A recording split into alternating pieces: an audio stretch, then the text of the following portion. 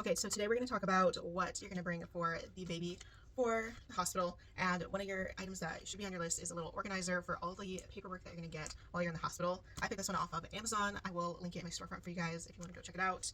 Really cheap off of Amazon, and it comes with a bunch of little tabs. So let me show you what we're going to organize this with. The very first tab is going to be for the birth certificate and social security number. Obviously, those are pretty self-explanatory. You need both of those things. Sometimes they will mail it to you afterwards, so just keep that in mind. Maybe you'll get a hard copy of like a form filled out for part of it, but I believe, at least in my state, that they will probably mail it to you later.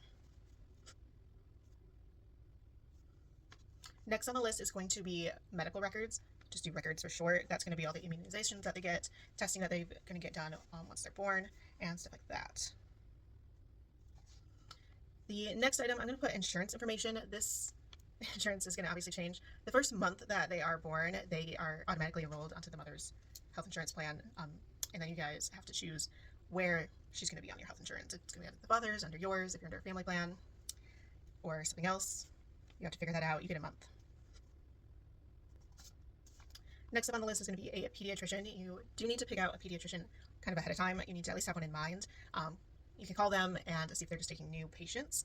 However, you can't actually book the appointment with a pediatrician until they are actually born. So in the hospital, you will have to call the pediatrician and set up an appointment for a day or two after, and that is kind of the protocol. So just have one in mind. You are usually able to call them. Some allow to have kind of like a meetup of sorts, just so that you guys are on the same page with how you want to treat things, but you do want to know who you're going to choose ahead of time so that you can just call them while you're in the hospital and have that ready. The next item on here is going to be manuals.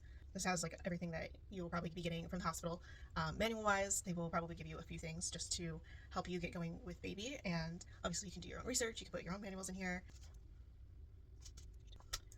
Next up is going to be keepsakes.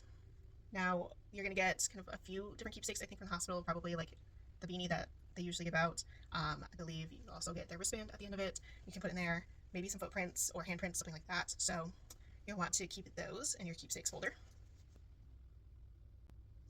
And last but not least, you're going to have a miscellaneous folder for anything that doesn't fit into one of those categories. You can also put a lot of for all the baby products you have, you might find that you're getting like these little forms that you have to fill out for registration. So you can put those in the miscellaneous folder as well, or you can put them in the manual folder. They have a lot of manuals that come with a lot of these baby products, so keeping them all in one place would be very handy. And there we have it, all of my little tabs all ready to go, and you just bring this with you in the diaper bag, and you are ready to go for the hospital. This will keep things a little bit more sane, and your man or whoever is with you can obviously be in charge of putting all the paperwork in here, and he can find things very easily in one of these. So put him on that.